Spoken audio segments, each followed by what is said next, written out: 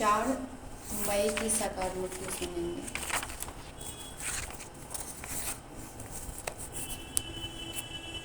बाबा ने कहा, मीठे बच्चे,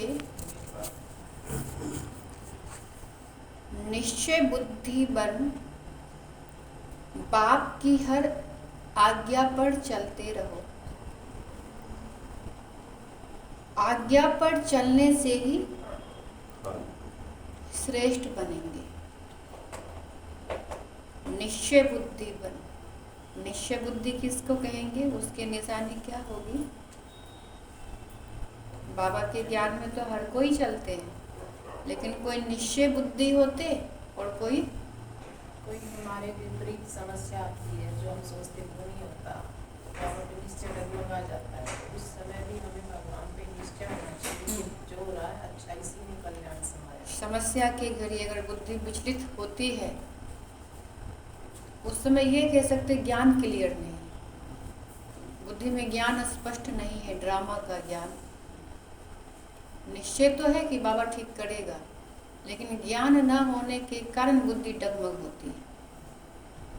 जैसे कल बाबा ने कहा, शक्ति तो है लेकिन शक्ति यूज करना नहीं आता है ना। तो इस निश्चय तो है, लेकिन फिर भी यथार्थ निश्चय जिसको कहना चाहिए ज्ञान सहित, वो नहीं है। और निश्चय बुद्धि कैसे समझेंगे? जैसे विश्वास, बाबा पे पूरा विश्वास है कि वो ही जो करेगा वो करेगा। बाबा ही जो करेगा, क्या करेगा? दुख भी बाबा ही देगा, सुख भी बाबा ही देगा। तो जो करेगा मतलब क्या करेगा? जीवन में क्या ऐसा हम बाबा के ऊपर रहेंगे, निश्चिंत रहेंगे, तो बाबा की दुख देगा। बाबा के ऊपर ही छोड़ देंगे। क्या छोड़ देंगे? वही बातें तो बताओ।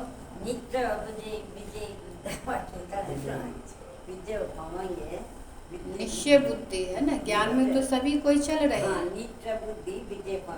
लेकिन कोई ज्ञान को अपने रीति उसको चलाते हैं, और कोई बाबा की जैसे बाबा ने कहा वैसे ही एक्सेप्ट कर लेते हैं। कोई अपने रीति चलाते हैं कि नहीं ऐसे नहीं, ऐसे नहीं, ऐसे ही होगा। अब जैसे मान लो सपोज अभी मधुबन या वाराणसी से जो भी नियम बन के आया, हफ्ते में 1 बार भट्टी करो, संडे के दिन हर घंटे 4 घंटे अपना योग का चार्ट रखो, साइलेंस रहो, ये सब नियम बन के आया। लेकिन निश्चय बुद्धि नहीं होगा तो क्या होगा? अपनी बुद्धि चलाएगा। ऐसे थोड़ी मतलब अलग होके बैठना है कि कुछ अब काम कर रहा तो कैसे। पहले सुनो ध्यान से, अभी क्या कह रहे हैं। तो अब वो जो मधुबन से जो इंस्ट्रक्शन आया उसको हमने साइड कर दिया। क्या समझा? ये मेरे बस की बात नहीं है, तो मुझसे नहीं होगा। लेकिन क्या बाबा ने सिर्फ मधुबन वालों के लिए बोला या सबके लिए बोला? लेकिन लिया किसने? अपने रीति। अपने रीति लेना ही निश्चय की कमी है। क्यों नहीं होगा हमसे? क्या हम अलग योनि के हैं? क्या हम इंसान नहीं है? क्या हम ब्राह्मण नहीं है? क्यों नहीं होगा हमसे? तो निश्चय भी नहीं है और चाहना भी नहीं है भगवान के प्रति, वो कशिश नहीं है, प्यार नहीं है। जब प्यार होगा तो निश्चय तो होगा ही होगा, है ना। तो अगर जिसके साथ प्यार है, आप उन दोनों के साथ प्यार होगा, तो आप इनके प्रति फेथ होगा कि ये तो मेरा काम कर ही देगा, नहीं भी जाएंगे तो कर ही देगा, क्योंकि इनके साथ मुझे बहुत प्यार है ना। लेकिन जब प्यार नहीं है तो आपको कहेगा ना, तो नहीं मैं क्यों करूँ उसका काम, मुझे क्या पड़ी है करने की, ना मुझे नहीं करना। तो बुद्धि अपनी चलना शुरू हो जाती है। प्यार होगा निश्चय भी वही होगा। हाँ, तो निश्चय की कमी अर्थात भगवान से वो रिश्ता में जुटा नहीं, वो प्यार वाली भाषा नहीं जोड़ रहा है। चल तो रहे हैं लेकिन लंगड़ा लंगड़ा के, किसी के कहने पर खींचे ताने, अपना दिल नहीं है खुद से आके हम चले। अब दिल को कैसे चाहना, हम कैसे उत्पन्न करें? जब हमें प्राप्ति नजर आए। अब हमें ये नहीं पता कि यहाँ आने से मिलने वाला क्या है, बस किसी के कहने पर, किसी के चलाने पर हम खींच के यहाँ तक तो आ गए, लेकिन क्यों आए हैं? मिलना क्या है? जब तक ये हमें प्राप्ति का नशा नहीं चढ़ेगा तो प्यार भी नहीं जुट पाएगा, और प्यार नहीं होगा तो निश्चय भी नहीं हो पाएगा। तो फिर बाबा कहेंगे कुछ और हम समझेंगे कुछ और, अपनी बुद्धि चलाएंगे। लेकिन बाबा हमें क्या कहते हैं? कि निश्चय बुद्धिमान बाप की हर आज्ञा पर चलते रहो। आज्ञा पर चलने से ही श्रेष्ठ बनेंगे। श्रेष्ठ अर्थात देवी देवता के समान बनेंगे। प्रश्न बाबा ने पूछा, किन बच्चों को सच्चा सच्चा खुदाई खिदमतगार कहेंगे? खुदाई खिदमतगार अर्थात इसका क्या अर्थ होगा? जो उनको श्रीमत पर चले खुदाई, खुदा तो समझ में आ गया बाबा, और खिदमतगार मतलब उसके कहे हुए नियम पे चलना, उसको कहते खिदमतगार। तो बाबा कहते किन बच्चों को सच्चा सच्चा खुदाई खिदमतगार कहेंगे? कौन से बच्चे हैं? हम बच्चे में भी कौन? हम बच्चे क्या खुदाई के खिदमतगार हमेशा रहते हैं, सच्चे सच्चे पे चलेंगे, पूरे दिन का जो डायरेक्शन मिला उसके अनुसार चलेंगे। वही तो खुदाई की बता रहे हैं। बाबा कहते हैं जो राजाई पाने का पुरुषार्थ करते हैं। कल भी बाबा ने कहा था ना, हमें वारिस क्वालिटी के बच्चे चाहिए। अगर वारिस क्वालिटी वाले बच्चे होंगे तो पूरा वर्षा लेंगे। 21 जन्म उनका पूरा अधिकार होगा। ऐसे नहीं 1 जन्म 2 जन्म चलो सुख तो कर लिया, नहीं भी मिला तो क्या। बाबा कहते वो वारिस नहीं। तो जो सच्चा खुदाई खिदमतगार बच्चे होंगे वो राजाई पाने का पुरुषार्थ करते हैं और दूसरों को भी क्या बनाते हैं? दूसरों को आप समान बनाते हैं। ऐसे ईश्वरीय सेवा पर लगने वाले बच्चे सच्चे सच्चे खुदाई खिदमतगार हैं। उन्हें देख दूसरे भी सहयोगी बनते हैं। हमें सेवा करते देखेंगे तो खुद ही खुद अपने आप को वो भी सहयोगी बन जाएंगे। लेकिन हम नहीं करेंगे तो हमें देख कौन करेगा? ओम शांति। तुम जब यहाँ बैठते हो तो सबको कहना है कि शिव बाबा को याद करो। यह तो तुम जानते हो शिव बाबा है, उनके मंदिर में भी जाते हैं, परंतु यह कोई भी नहीं जानते कि शिव बाबा कौन है, सिवाय तुम बच्चों के। कौन है शिव बाबा? ये तो पहचान हो गई, लेकिन है फिर कौन? हमारे उनके साथ क्या रिश्ता है? हमारा बाप टीचर है, प्यारे बाबा। हाँ, प्यारे बाबा हमारे बाबा। प्यारे बाबा है। अच्छा, बाप टीचर सतगुरु बाप टीचर सतगुरु सब में आ गए। तीखे बाबा तो नहीं है, करवा बाबा तो नहीं है, प्यारे बाबा। मीठा बाबा, प्यारे बाबा।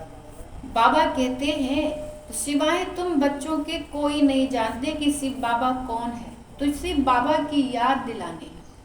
यहाँ बैठे कईयों का बुद्धि योग कहाँ कहाँ भटकता रहेगा, इसलिए तुम्हारा फर्ज है याद दिलाना। हर एक को याद दिलाओ कि बाबा याद है, बाबा याद है, चलते फिरते याद दिलाओ। भाइयों और बहनों बाप को याद करो। फोन पे भी जब बात करो तो बाबा को उनको याद दिलाओ, बाबा याद है।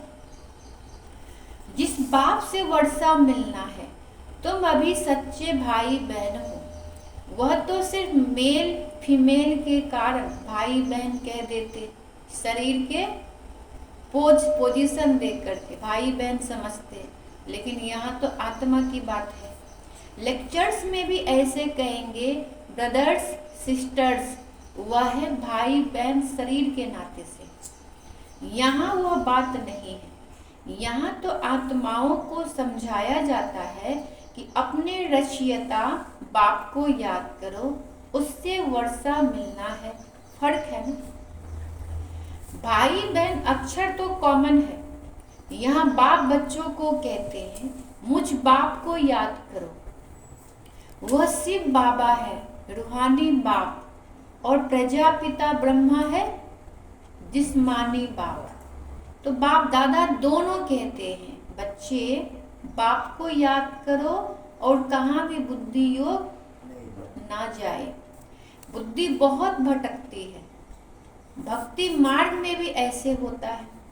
श्री कृष्ण के आगे वो किसी भी देवता के आगे बैठते हैं, माला फेरते हैं और बुद्धि कहाँ न कहाँ भागती रहती है। देवताएं कौन है? जिनके आगे माला फेरते हैं जाके, वो कौन है? उन्हों को यह रजाई कैसे मिली, कब मिली, यह किसको भी पता नहीं है ना। जो भी भक्ति में पूजा पाठ कर रहे हैं उनको नहीं पता है। सिख लोग जानते हैं गुरु नानक ने सिख पंथ स्थापन किया, फिर उनके गुरु पोतरे चलते आते हैं, वह पुनर्जन्म में आते रहते हैं। ये बातें कोई नहीं जानते। सदैव थोड़े गुरु नानक को याद करेंगे।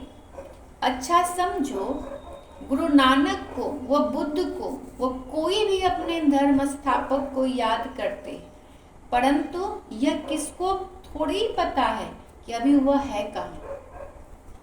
वह तो कह देते ज्योति ज्योत समाया, वाणी से परे चले गए, या कह देते श्री कृष्ण हाजिरा हजूर है, जिधर देखो कृष्ण ही कृष्ण है, राधे ही राधे है, ऐसे कहते रहते हैं।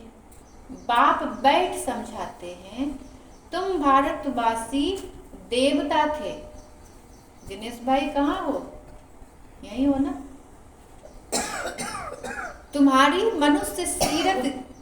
मनुष्य सूरत की और सीरत देवता की थी। कब? जब हम देवता थे। देवताओं के चित्र तो है ना, चित्र ना होते तो यह भी समझते नहीं है ना, लेकिन अभी तक चित्र है, इसका मतलब कहीं भी देवता तो होके गए हैं ना। राधे कृष्ण के साथ फिर लक्ष्मी नारायण का क्या संबंध है, यह बाप ही आकर समझाते हैं। तुम कोई को भी समझा सकते हो, यह तो निराकार बाबा हमको समझाते हैं। वास्तव में निराकार तो सभी है, आत्मा निराकार है, फिर इस साकार द्वारा बोलती है, निराकार तो बोल ना सके। तुम समझा सकते हो हमारा बाबा सो तुम्हारा बाबा है। शिव बाबा ज्ञान का सागर, शांति का सागर है, बेहद का बाप है, उनको भी शरीर तो चाहिए ना। खुद कहते हैं हम इस ब्रह्मा तन में आता हूँ, तब तो इस ब्राह्मण धर्म की स्थापना हो। ब्रह्मा द्वारा रचना होती ही है ब्राह्मणों की। अब तो ब्राह्मण कैसे बने? ब्रह्मा बाबा के थ्रू शिव बाबा ने ज्ञान सुनाया तो ब्राह्मण बने। तो बाप ब्राह्मण बच्चों को ही समझाते हैं, दूसरे किसको नहीं समझाते, बच्चों को ही समझाते हैं। ऐसे नहीं कि वो शिव बाबा के बच्चे हैं इसलिए भगवान है, नहीं। बाप बाप है, बच्चे बच्चे हैं। हाँ, जब बच्चा बड़ा हो, बाप बने, बच्चे पैदा करे, तब बाप कहा जाए। इनके तो ढेर बच्चे हैं ना, किनके? शिव बाबा के तो सारा दुनिया ही बच्चे हैं, लेकिन किसकी बात चल रही है?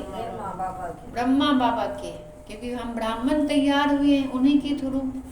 बच्चों को ही समझाते हैं। जो निश्चय बुद्धि है, निश्चय बुद्धि बाप की आज्ञा पर चलेंगे, क्योंकि श्रीमत से ही श्रेष्ठ बन सकते हैं। अभी तुम जानते हो हम उन देवताओं जैसे बन रहे हैं।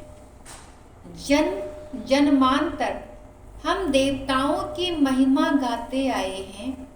अब हमको श्रीमत पर ऐसा बनना है, राजाई स्थापन होनी है। सब तो पूरी रीति श्रीमत पर नहीं चलेंगे। अगर सभी श्रीमत पर पूरी रीति चले तो सभी राजा बन गए। सबको वहाँ राजा का ताज मिल जाए। इसलिए सब यहाँ कभी इसलिए अच्छा, प्रजा का भी चिंता हमें ही है। हमें तो अपना चिंता होना चाहिए, राजा बने, प्रजा की चिंता भगवान करे ना। तो बाबा कहते हैं बच्चे अपना पद फिक्स आप ही करते हैं। हाँ, इसलिए हम श्रीमत में मन मत मिक्स कर देते हैं। प्रजा तो सब थोड़ी ना बनेंगे, चाहे राजा तो सब थोड़ी ना बनेंगे। नंबर वार चलेंगे, क्योंकि बहुत बड़ी राजाई है। राजाई में प्रजा, नौकर, चाकर, चंडाल आदि सब चाहिए। जो पोजीशन लेना है फिक्स कर लो अभी। सतयुग में चंडाल आ जाएगी तो शरीर जलेगा कैसे? चंडाल का ये तो काम होगा शरीर को जलाना। ऐसे चलन वालों का भी साक्षात्कार होगा कि यह चंडाल की फैमिली में जाएंगे। जो ज्ञान सुनते हैं और ज्ञान को सुन करके छोड़ देते हैं और जाके संसार में उसको गलत गलत अफवाह फैलाते हैं, वही चंडाल जाके बनते हैं। मतलब जिस थाली में खाया उसी में छेद कर रहे हो। बाबा कहते चंडाल एक तो नहीं होगा, उनकी भी फैमिली होगी। चंडालों की भी यूनियन होती है, सब आपस में मिलते हैं। स्ट्राइक आदि करे तो सब काम छोड़ दे। सत्युग में तो ऐसी बातें होती नहीं है। तुम्हारा एक चित्र भी है जिस पर तुम पूछते हो कि क्या बनने चाहते हो, बैरिस्टर बनेंगे या देवता बनेंगे? दो पोजीशन खाली है। बाबा पूछ रहे हैं क्या बनना चाहते हो, बैरिस्टर या देवता? बैरिस्टर यहाँ बनेंगे या इस कलयुग में एक जन्म के लिए, और देवता 21 जन्म के लिए। तुम्हारी सारी राजधानी स्थापन हो रही है, कम थोड़ी ही है। बेहद का बाप बेहद की बातें बैठ समझाते हैं। यह बुद्धि में बैठ जाना चाहिए, हम भविष्य के लिए पुरुषार्थ कर उच्च पद पाएंगे। श्रीमत पर हम श्रेष्ठ से श्रेष्ठ राजाई पद पाएंगे। फिर दूसरों को जब आप समान बनाएंगे तब कहा जाएगा खुदाई खिदमतगार। पहले तो खुद को सारा श्रीमत पे अपने आप को चलाना है ना। फिर जब हम चलेंगे फिर दूसरों को आप समान बनाएंगे, तब फिर बाबा कहते हैं राजाई का हकदार मिलेगा। ऐसे थोड़ी राजाई बाबा दे देंगे। किसका कुछ भी छिपा नहीं रह सकता, आगे चल सब मालूम पड़ेगा। इसको ही ज्ञान का प्रकाश कहा जाता है।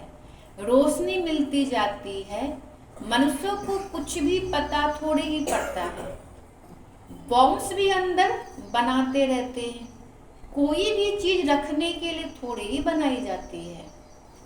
पहले पहले तलवार से लड़ाई चलती है, फिर बंदूक बनाई काम में लाने के लिए, रखने के लिए नहीं।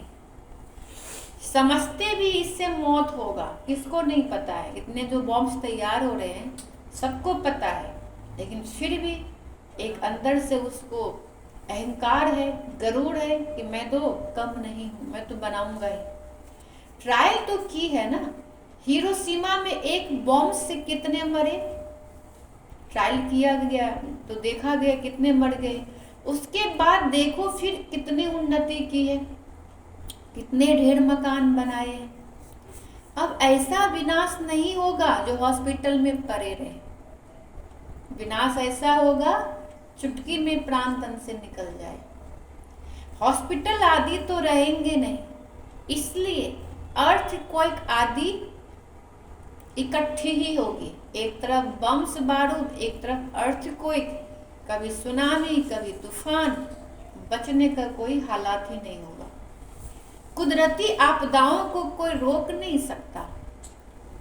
कहते भी हैं यह सब ईश्वर के हाथ में। अब तुम बच्चे समझते विनाश तो होना ही है, अकाल तो पड़ना ही है। चाहे कितना भी भले पैसे इकट्ठे करके रख लो, बैंक बैलेंस जमा कर लो, घर में अनाज खरीद के भले रख लो, लेकिन कब तक, कितना दिन? अकाल तो पड़ना ही है। पानी नहीं मिलेगा, अनाज का स्टॉक पूरा कर लिया, बिजली नहीं होगी, पानी कैसे खींचोगे? हाँ, बिजली खत्म हो जाएगी, आपके अंदर पानी स्टॉक भरा पड़ा, निकाल नहीं सकोगे, फिर क्या होगा? इसलिए बाबा कहते सो तो तुम जानते हो विनाश कैसे कैसे होगा, कोई नई बात तो नहीं है। बाबा भी कड़वाओगे? हाँ, बाबा भी कड़वाओगे पानी?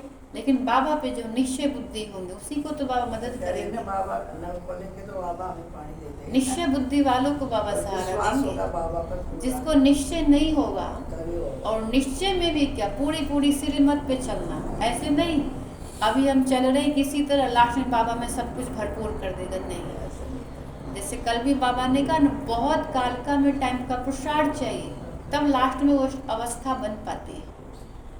इसलिए बाबा कहते कल पहले भी ऐसा ही हुआ था। कल्प का ज्ञान तो कोई में है नहीं। कहते भी हैं क्राइस्ट से 3000 वर्ष पहले पैराडाइज था। फिर शास्त्रों में कल्प की आयु लाखों वर्ष लिख दी है। कोई का भी अटेंशन नहीं जाता, सुनकर फिर अपने धंधे आदि में लग जाते हैं। तो अब बाप बच्चों को समझाते हैं, अब जल्दी जल्दी पुरुषार्थ करो, बहुत टाइम चला गया, अब थोड़ा में भी थोड़ा टाइम है। अभी भी अगर जल्दी पुरुषार्थ नहीं किया, जैसे बाबा ने कल भी कहा तीव्र पुरुषार्थ करो, तो जल्दी जल्दी पुरुषार्थ करेंगे तो जाकर हम पहुंच पाएंगे। याद में रहो तो खाद निकलती जाएगी। तुमको यहाँ ही सतो प्रधान बनना है। ऐसे नहीं सत्युग में जाके वहाँ उच्च पद मिलेगा, एकदम से जाके चेयर पे बैठ जाएंगे, नहीं। बाबा कहते यही पुरुषार्थ करके जाना होगा। नहीं तो अगर पुरुषार्थ नहीं किया तो पुरुषार्थ नाम किसका है? बाबा तो कई बार पुरुषार्थ शब्द को यूज करते हैं। किसका नाम पुरुषार्थ है? पढ़ाई ज्यादा से ज्यादा करेंगे, उसी का नाम। पढ़ाई कैसे ज्यादा करते हैं? बाबा की याद में, बाबा की योग में, बाबा की योग में रहना, मुरली सुन के मनन चिंतन करना, उसे अपने अंदर समाना, ये पढ़ाई का। बाबा कहते हैं ना कि बाबा की जो प्रॉपर्टी है उसे मनन करके अपनी बनाओ। मनन नहीं करते तो सुनते हैं, बस यही रह जाती है, यही रह जाती है। और पुरुषार्थ किसका शब्द है? पुरुषार्थ अगर हम शब्द लेके चले तो पुरुषार्थ में इसका अर्थ समाया हुआ है।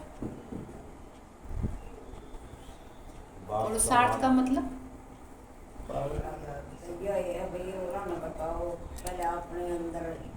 पुरुष, देखो इसमें दो अर्थ है, पुरुष प्लस अर्थ है ना, पुरुषार्थ।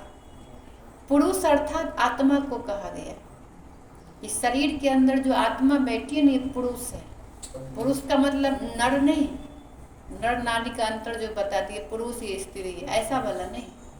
ये आत्मा रूपी बाबा के बच्चा है ना, तो बच्चा न नर है न नारी है, तो बच्चा होने के कारण आत्मा को पुरुष कहा गया है। और पुरुषार्थ मतलब अपने आत्मा की उन्नति के लिए जो कुछ भी हम करते हैं उसी का नाम पुरुषार्थ है। अब बाबा इस आत्मा को उन्नति के लिए 4 सब्जेक्ट बना दिया है, अलग अलग 4 भागों में बांट दिया है कि पुरुषार्थ हम कैसे करें। ज्ञान, योग, धारणा, सेवा। कल भी बाबा ने पक्का कराया।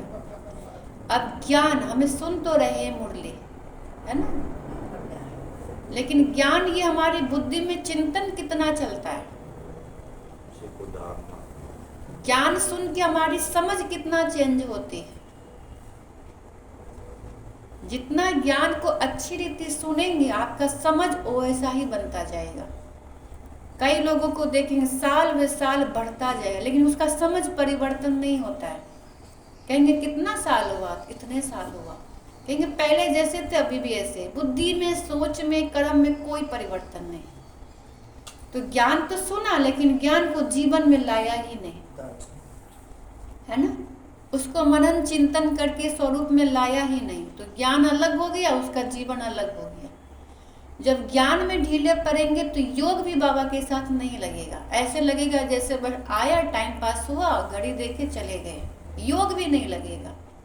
वो बाबा के साथ प्रेम वाला रिश्ता भी नहीं जुड़ पाएगा, क्योंकि ज्ञान ही क्लियर नहीं समझ पा रहे हैं ना, बुद्धि ज्ञान को ले ही नहीं रहा है।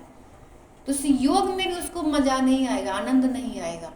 फिर धारणा और सेवा तो बहुत दूर की बात है। मेन 2 सब्जेक्ट है, इनमें क्लियर हो जाते हैं तो धारणा सेवा। ये 2 सब्जेक्ट में अगर क्लियर है तो आपका जीवन परिवर्तन अपने आप होना शुरू होगा, धारणा में दिखेगा। फिर तो सेवा, सेवा में भी कई प्रकार है, तन मन धन जन समय स्वांस संकल्प। ये हमें कहना नहीं पड़ेगा कि सेवा आप करो करो, आपको खुद ही समझ में आ जाएगा हमें करना क्या है ना। तो दो चीजों पे हम इम्पोर्टेंट अगर हम खींचते हैं तो दो लास्ट वाला अपने आप हो जाता है। ज्ञान को समझना है कि ज्ञान जो बाबा हमें समझा रहे हैं किस लिए समझा रहे हैं, हमारे अपनी उन्नति के लिए समझा रहे हैं। इससे हमें क्या मिलने वाला है, क्या परिवर्तन होने वाला है। फिर योग भी वैसा ही लगेगा, फिर धारणा, फिर सेवा।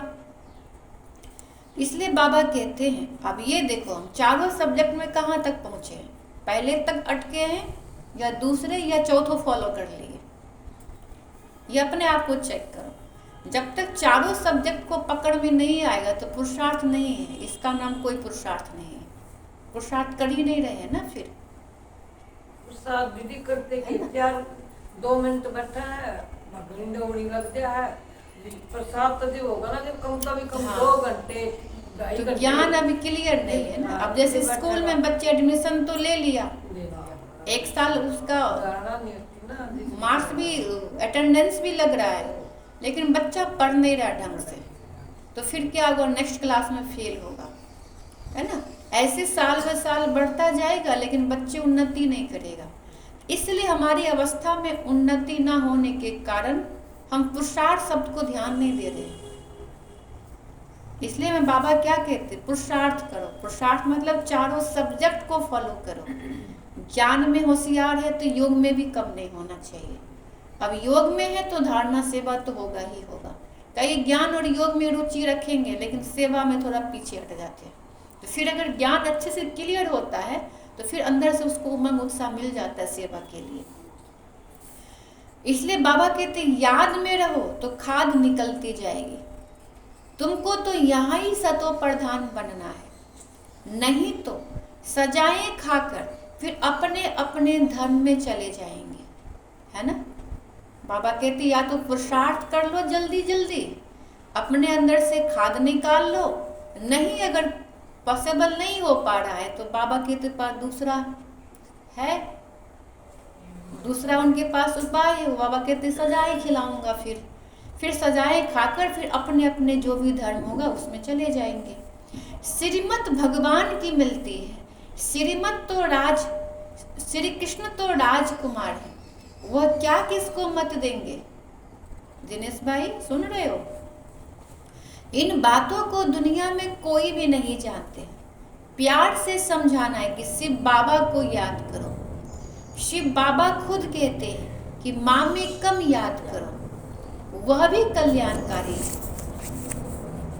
और संग तोड़ एक संग जोड़ना है, तुम हो भारत का बेड़ा पार करने वाले। सत्यनारायण की कथा भी भारत से ही ताल्लुक रखती है, और धर्म वाले कभी सत्यनारायण की कथा नहीं सुनेंगे।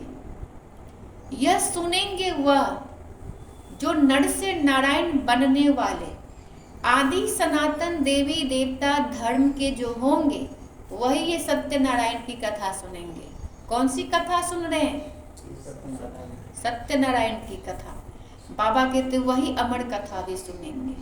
तो सत्यनारायण का भी कथा है तो अमर कथा भी है। ये अमर लोक में देवी देवता थे तो जरूर अमर लोक में अमर कथा से यह पद पाया होगा। एक एक बात याद करने लायक है। एक बात भी बुद्धि में अच्छी रीति बैठ जाए तो सब याद आ जाए।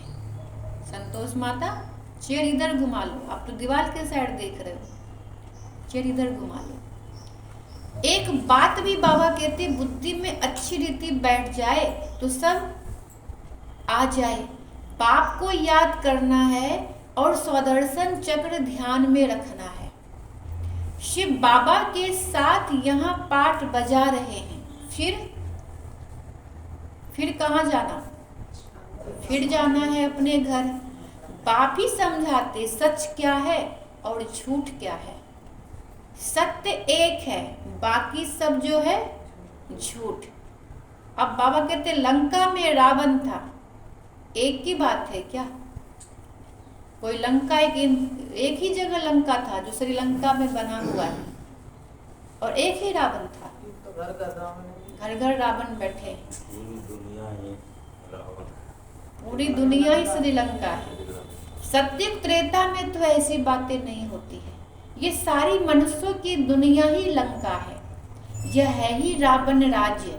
सब सीताएं एक राम को याद करती है। आत्मा रूपी सीता सब रावण के कैद में बंद है। वो किसको याद करती है? राम को। अथवा सब भक्तियां सजनियां एक भगवान साजन को याद करती है, क्योंकि रावण राज्य है। सन्यासी इन बातों को समझ ना सके। सब दुखी है, शोक वाटिका में। एक सीता नहीं बैठी थी शोक वाटिका में। सभी आत्माएं दुखी है, सभी शोक वाटिका में बैठी है। शोक वाटिका है कलयुग, अशोक वाटिका है सतयुग। यहाँ तो कदम कदम पर शोक है सभी के जीवन में। हमेशा खुश रहते हैं। बाबा तो अब मिल गया, अब तो शोक तो गया दूर। शोक तो पहले थी ना, जब बाबा नहीं मिले थे। अब इतना नहीं, थोड़ा है। अच्छा, थोड़ा को पाल रखे हो जानबूझ के। कभी कभी हो जाता, बाकी वैसे बाबा कहते यहाँ तो कदम कदम पर शोक है, दुख है। तुमको बाबा अशोक स्वर्ग में ले जाते हैं। यहाँ तो मनुष्य कितना शोक करते हैं। कोई मर जाता है तो जैसे पागल हो जाते हैं। स्वर्ग में तो ये सब बातें नहीं होती। अकाले मृत्यु कभी होती ही नहीं जो स्त्री विधवा बने। हमेशा क्या बनना वहां पे? सुहागिन बनना है ना, सदा सुहागिन। तो बाबा को हमेशा साथ रखना, उनकी श्रीमत पे हमेशा चलते रहना, तो वहाँ हमेशा सदा सुहागिन रहेंगे। वहाँ तो समय पर एक चोला छोड़ जाकर दूसरा लेते हैं। मेल व फीमेल का लेंगे तो ये साक्षात्कार हो जाएगा। पिछाड़ी में सब मालूम पड़ जाएगा कौन कौन क्या बनेंगे। फिर उस समय कहेंगे हमने इतना समय मेहनत नहीं की। आपके साथ ही आपके सामने वाले बाबा कहेंगे तुम राजा बनना, और किसको बोलेंगे तुम प्रजा बन जाना। फल आएगा कि नहीं आएगा? मेरे बराबर के लोग, बाबा ऐसे कैसे आपने उसको राजा का टाइटल दे दिया और किसी को आपने ऐसे कह दिया। कोई पीछे आने वाली आत्मा आगे जाएगी, तो पीछे वाले तो सोचे हम तो इतने साल ज्ञान में चलते थे, बाबा आपको इसने लेकिन ये सीन तो होगा, ये सीन तो होगा। उस समय बाबा कहते रह नहीं पाएंगे, आंख से दर दर आंसू बहेगा। इसलिए बाबा कहते अब भी जितना हो सके कर लो पुरुषार्थ। हमेशा समझो धर्मराज हमारे साथ है। उस समय कहेंगे इतना हमने समय मेहनत नहीं की, परंतु उस समय कहने से क्या होगा? समय तो बीत गया ना। जो समय अभी दिया है भगवान ने सफल करने के लिए, इस समय को मन मर्जी से हम सफल कर रहे हैं। श्रीमत परमान सफल नहीं करेंगे तो समय हमारा वो सीन दिखाएगा कि देखो तुमने कहाँ कहाँ समय को बर्बाद किया। किस किस समय बाबा ने आपको गाइड किया था लेकिन आपने सुना नहीं। यही समय वहाँ दिखाएगा लास्ट में।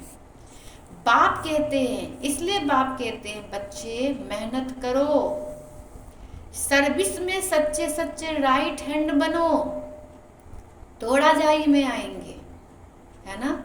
अभी तो ज्ञान युग में ही कच्चे हैं, सेवा में कैसे पक्के बनेंगे। बाबा कहते राजाई में अगर आना है तो सर्विस में सच्चे सच्चे राइट हैंड बनो। राइट हैंड का कहने का मतलब बाबा ने जो कहा, हाँ जी, अपना घर समझ के इस चीज की जिम्मेदारी उठानी है। ऐसे नहीं बाबा का घर है, सेंटर वाले हैं, वो जाने, हमें क्या परवाह। बाबा का घर सो मेरा घर, बाबा का सेंटर सो मेरा सेंटर। यहाँ की एक एक चीज की कमी, हमारे अपनी कमी महसूस होनी चाहिए। इसको कहते हैं राइट हैंड, है ना।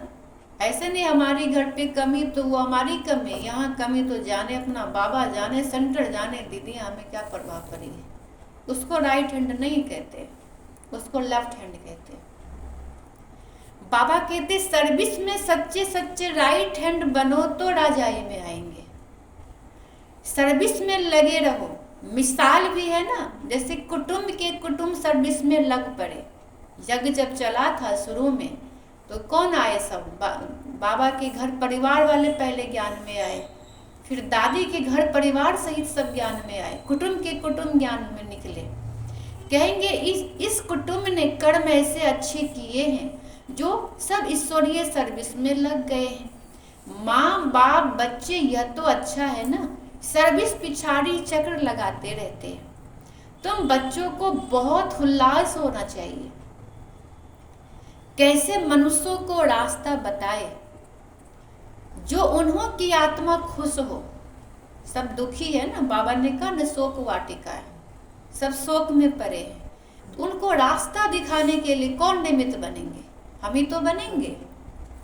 इसलिए बाबा कहते उन्हों की आत्मा खुश हो, उनको रास्ता बताओ। कितनों को रास्ता बताते हो? बाबा पूछ रहे कितने को रास्ता बताया है? अपने अनुसार कितनों को जोड़ी तैयार किया है? कितने लोग आपके ज्ञान सुन करके, आपको देख करके यहाँ आना शुरू कर दिए? तैयार किया है? बाबा को सबूत दे सकते हैं कि बाबा मैं इतने तैयार कर रखी हूँ। कोई नहीं आया। फिर बाबा क्या कहेंगे? हाँ, किसी ने कहा है तो कहा अपना ज्ञान अपने पास रखो। अच्छा, ज्ञान में बहुत है, हमारे अंदर ज्ञान बहुत है। आपको तो करे आप तो अब भगवान मेरे क्या दिखा दे ना अपना भगवान। अच्छा, तो इसका मतलब रास्ता भी उनको क्लियर समझ नहीं आ रहा है। भटके तो हैं जरूर, लेकिन बाबा ने कहा है ना दुखी है, शोक वाटिका में पड़े हैं। भटके हैं ना, पर नहीं बेरा नहीं है इतना, लेकिन उसको रास्ता क्लियर अभी समझ नहीं आ रहा है। बाबा पूछ रहे कितनों को रास्ता बताते हो? यह तुमने प्रजा बनाई, बीज बोया ना। जन्म जात यानी जन्मते ही कोई राजा तो होता नहीं है, पहले प्रजा के अधिकारी होते हैं, फिर पुरुषार्थ करते करते क्या से क्या बन सकते हैं। तुमको सर्विस पर देख औरों को भी उमंग होगा, हम भी क्यों न ऐसा पुरुषार्थ करें, है ना? ऐसे नहीं, फिर कल्प कल्प ऐसा ही हाल होगा। बहुत आएंगे, पछताएंगे। जो अभी कह रहे हैं ना कि आप हमारे अंदर बहुत ज्ञान है जी, आप जाओ, आप तो बाद में आए। आप तो हम सीख रहे हो, हम तो पहले से ज्ञान। हाँ, बाबा कहते चलो हमारा काम है उसको सुनाना, चलो आज लट के जवाब दे रहे हैं, 2 दिन बाद उनको फिर प्यार से बोल सकते हैं। अगर फिर उलट के जवाब देते ही रहे तो लास्ट में वही पछताएंगे कि शायद आपकी बात हमने सुना नहीं। लेकिन हमारा फर्ज तो खत्म हो गया ना। हमें ज्ञान नहीं है दीदी, हमें अहंकार है, वो मैंपन का अहंकार के हमें सब कुछ पता है, लेकिन फॉलो करने की हिम्मत नहीं है किसी में। अहंकार ही है ना बहुत ज्यादा। अहंकार टूटे कैसे? वो तो समय पे टूटेगा फिर। इसलिए बाबा कहते बहुत आएंगे, ऐसा नहीं कि अभी नहीं आ रहे तो आएंगे ही नहीं, लेकिन आकर के पछताएंगे। उस समय जैसा दुख मनुष्य सारी आयु में कभी नहीं देखेंगे। श्रीमत पर नहीं चलने के कारण पिछाड़ी में ऐसा दुख देखेंगे, बात मत पूछो, क्योंकि अनेक विक्रम किए हैं। एक तो विक्रम से छूटने की युक्ति बता रहे हैं, रास्ता बता रहे हैं, लेकिन नहीं चलना तो दुख अपने आप भोगेंगे। लेकिन हमारा जो फर्ज है वो तो हम करें। बाबा रास्ता भी बहुत सहज बताते हैं, सिर्फ बाप को याद करना है, औरों को भी यह रास्ता बताओ। तुम देवी देवता धर्म के थे जैसे क्रिश्चियन धर्म के मनुष्य, इस्लामी धर्म के मनुष्य हैं, वैसे यह है, यह है सबसे पवित्र। इन जैसा धर्म कोई को हो नहीं सकता। आधा कल तुम पवित्र रहते हो। स्वर्ग और नरक गाया हुआ है। हेबिन किसको कहा जाता है यह भी किसको पता नहीं है। बाप भारत में ही आकर बच्चों को जगाते हैं। 5000 वर्ष की बात है, फिर से बाबा जगा रहे हैं। जो स्वर्गवासी थे वही अब नरकवासी बने हैं, फिर बाप आकर पावन स्वर्गवासी बनाते हैं। एक साजन एक ही है, आकर सब सजनियों को अपनी अशोक वाटिका में ले जाते हैं। तो पहले पहले सबको यह कहो कि बाप को याद करो, नहीं तो यहाँ बैठे बैठे बुद्धि कहाँ न कहाँ भटकती रहती है। भक्ति मार्ग में भी यही हाल होता है, लेकिन ये तो ज्ञान मार्ग है। बाबा अनुभवी तो है ना। सबसे अच्छा धंधा जवाहरात का होता है। उनमें सच और झूठ को बड़ा मुश्किल समझते हैं, है ना। हीरा को कौन सही अच्छी तरह परख होगा, सबके परख में नहीं होता है। यहाँ भी सच छुपा हुआ है, पत्थर भी हीरे जैसा चमकता है। हाँ, पता ही नहीं चलेगा। यहाँ भी सच छुपा हुआ है, झूठ ही झूठ चलता रहता है।